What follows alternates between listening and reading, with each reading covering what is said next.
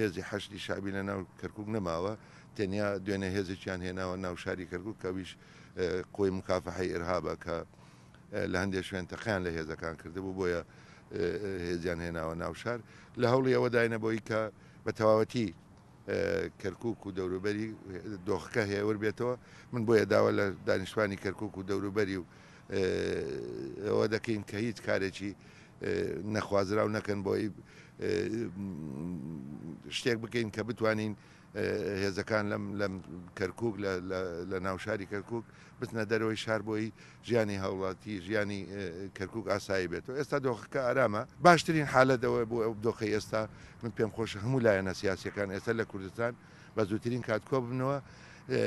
بڕیارێک لەسەر ئەم دۆخی ئێستایی لە هەرێمی کوردستان و کەرکووک